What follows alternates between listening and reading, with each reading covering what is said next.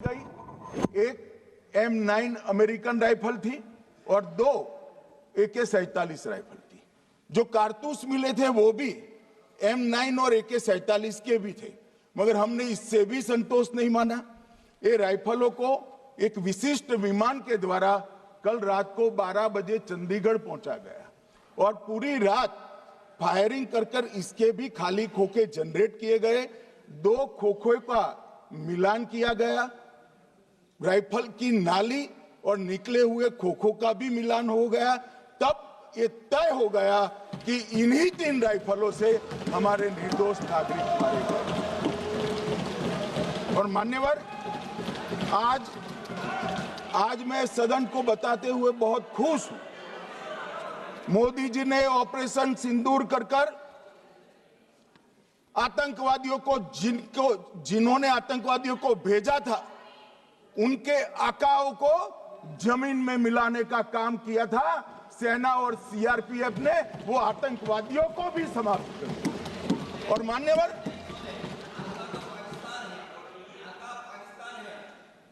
कौन पाकिस्तान से आपकी बात होती है क्या? अरे बैठ जाओ भाई।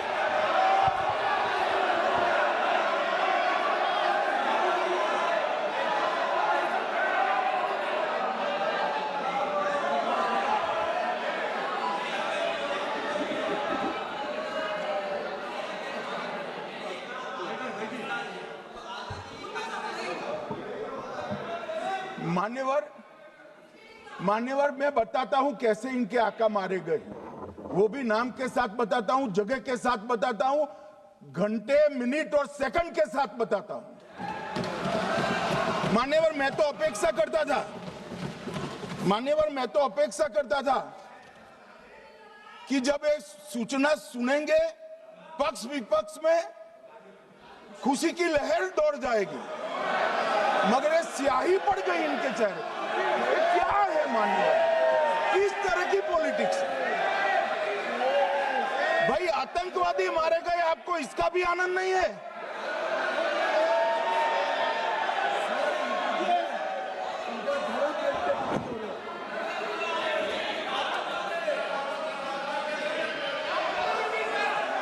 अखिलेश जी बैठ जाइए, मेरा पूरा जवाब सुनिए, आपका सब जवाब आ जाएगा। भाई आप आतंकवादियों का धर्म देखकर दुखी मत होइए।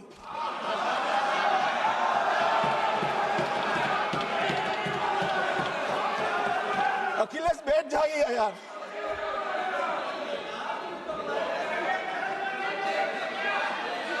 अखिलेश जी बैठ जाइए। मान्यवर, किसी को संशय रखने की जरूरत नहीं है। बैलिस्टिक रिपोर्ट मेरे पास है, मेरे हाथ में है और 6 वैज्ञानिकों ने इसको क्रॉस चेक किया है। सुबह 4:46 पर फोन पर मुझे 6 ने वीडियो फोन पर कहा है कि 100% वही गोलियां हैं जो वहां चलाई। मान्यवर, ये हमारे देश की सेना, CRPF और जम्मू कश्मीर पुलिस, ये तीनों का एक साझा बहुत बड़ा कामयाबी है, जिस पर 140 करोड़ को नाज होना चाहिए, देश की जनता को नाज। मान्यवर, मैं तो गया था वहां पर जब ये घटना हुई। दूसरे दिन इनके परिजनों को मिला था। 6 दिन की शादी वाली बच्ची विधवा होकर मेरे सामने खड़ी थी।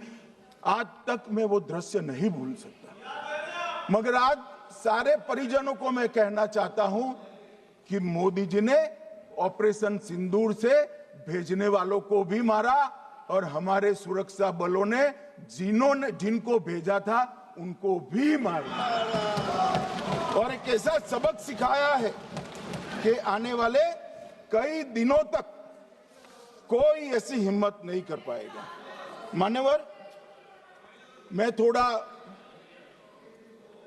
NIA की जांच के बारे में भी बताना चाहूंगा। मान्यवर, जिस दिन लश्कर-ए-तोयबा ने और इसके आउटफिट TRF ने इसकी जिम्मेदारी ली, उसी दिन हमने तय कर लिया था कि ये जांच एनआईए को सौंप दी जाएगी, क्योंकि एनआईए आतंकवाद के केसों की जांच के लिए, वैज्ञानिक तरीके से जांच करने के लिए और सजा कराने के लिए महारत हासिल की हुई विश्व मान्य एजेंसी है, जिसका सजा कराने का दर 96% से ज्यादा है। मान्यवर, हमने तुरंत ही इसकी जांच एनआईए को दे दी। हमने पूरी व्यवस्था की। सेना, बीएसएफ, सीआरपीएफ और जम्मू कश्मीर पुलिस ने कि लोग देश छोड़कर भाग न जाए। और मान्यवर, इसकी जांच की शुरुआत हुई। एक थकाने वाली बहुत लंबी जांच हुई है। जांच के दौरान मृतक के परिजन जो साथ में थे, उनको सभी को चर्चा किए गया। पर्यटकों, खच्चर वालों, पोनी वालों, फोटोग्राफर,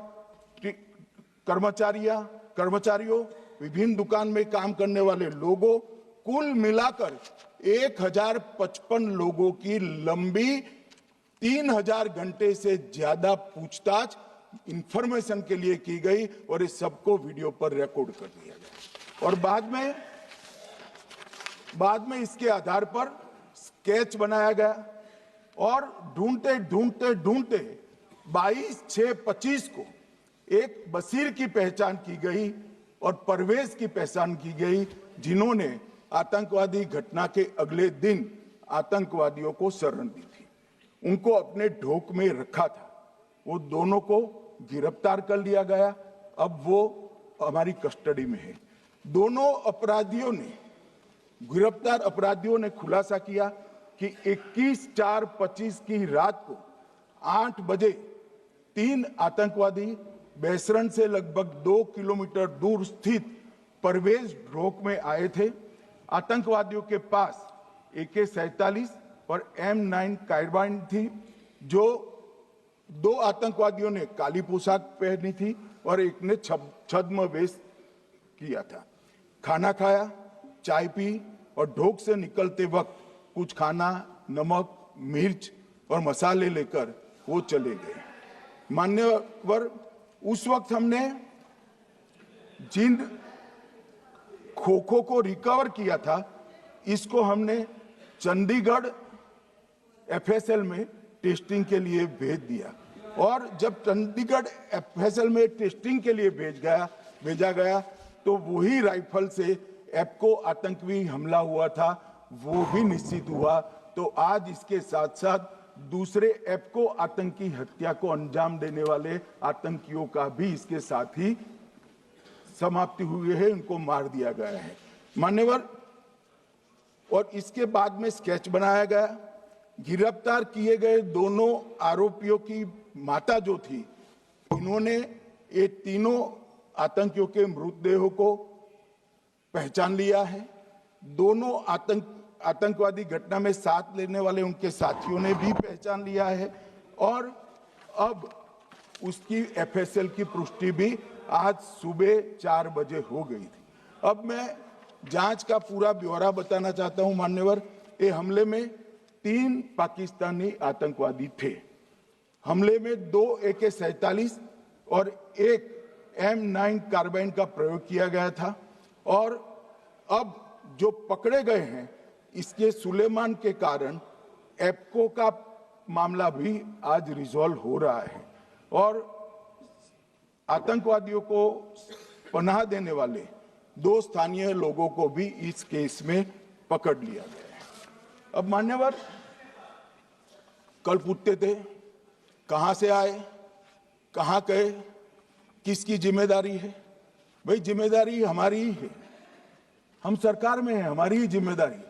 मगर मैं पूछता हूं, जब आप सरकार में थे तब क्या क्या हुआ था, इसकी जिम्मेदारी किसकी थी और क्यों निर्वहन नहीं किया, वो भी बाद में पूछूंगा। जरा धीरज से सुनना। मगर मान्यवर, मुझे एक बड़ा दुख हुआ। कल इस देश के पूर्व गृह मंत्री चिदंबरम जी ने सवाल उठाया कि क्या प्रूफ है कि ये आतंकवादी पाकिस्तान से आए।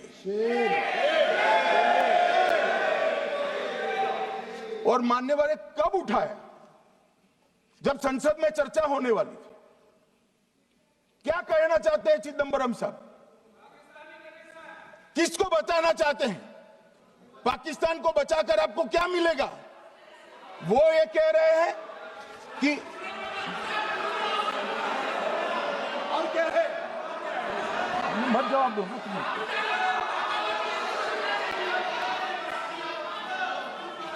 मान्यवर, हमारे पास, मैं आज चिदंबरम साहब को कहना चाहता हूं, मैं आज चिदंबरम साहब को आपके माध्यम से कहना चाहता हूं, हमारे पास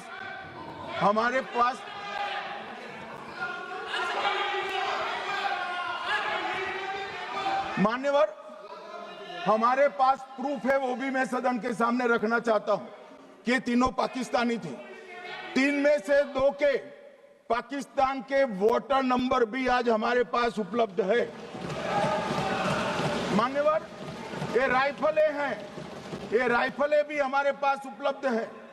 इनके पास से जो चॉकलेटें मिली हैं, वो चॉकलेटें ढोक में से मिली, वो भी पाकिस्तान की बनाई हुई चॉकलेट है। मान्यवर, ये कहते हैं कि पाकिस्तानी नहीं थे, इसका मतलब पूरी दुनिया के सामने इस देश का एक पूर्व गृह मंत्री पाकिस्तान को क्लीन चिट दे रहा है।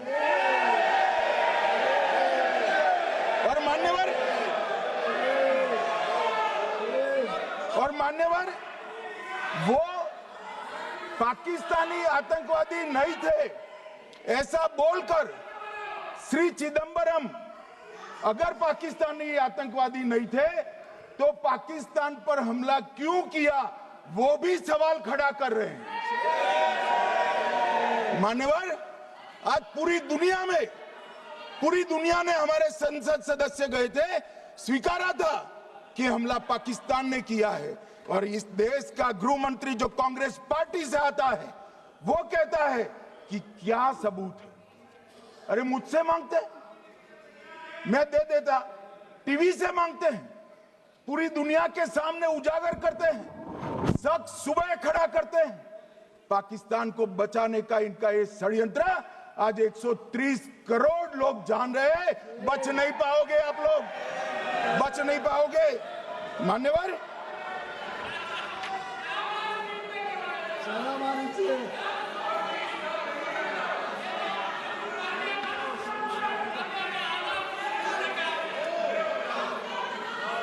मान्यवर, अब मैं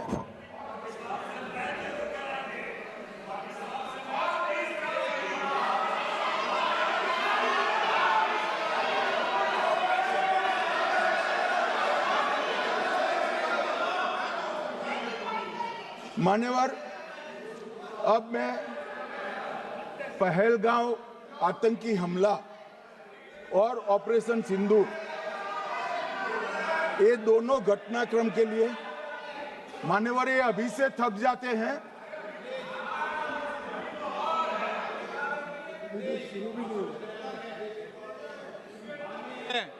प्लीज रेडी।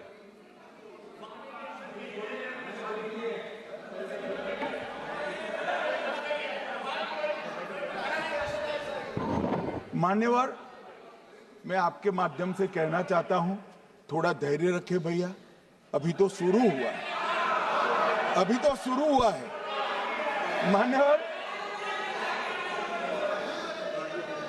मैं पहलगांव आतंकी हमला और ऑपरेशन सिंदूर के बारे में पूरा घटनाक्रम बताना चाहता हूं। कल ढेर सारे सवाल उठाए, वैसे तो मुझे लगता था कि कल रक्षा मंत्री जी के भाषण के बाद शायद कांग्रेस पार्टी सपोर्ट में भाषण देना शुरू करेगी और अगर थोड़ी बहुत जनता की इच्छा की परख होती तो वो ही करते, मगर नहीं करा, क्योंकि रक्षा मंत्री जी ने बहुत बारीकी से ऑपरेशन सिंदूर की सफलता, इसकी जरूरियात, इसकी प्रासंगिकता और इसके परिणाम, इसके बारे में बहुत अच्छे तरीके से सदन के माध्यम से पूरी देश की जनता के सामने रखा जाता। मगर फिर भी उन्होंने बहुत सारे सवाल किए।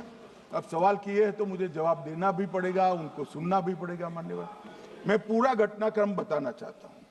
मान्यवर, 22 अप्रैल को पहलगांव में आतंकवादी हमला हुआ, इसमें 26 लोग मारे गए, 25 भारतीय और 1 नेपाली नागरिक। हमने उसी वक्त मैं श्रीनगर जाने के लिए निकल गया, रात को ही सुरक्षा बलों की मीटिंग कर ये भाग न पाए इसकी व्यवस्था की। माननीय मोदी जी ने 23 और 30 अप्रैल को सीसीएस की मीटिंग चेयर की। ये कह रहे हैं, मैं आज बताना चाहता हूं कि सीसीएस की 23 अप्रैल की मीटिंग में क्या हुआ। सबसे पहला कांग्रेस पार्टी का ब्लंडर था सिंधु जल संधि, इसको स्थगित करने का काम नरेंद्र मोदी जी ने।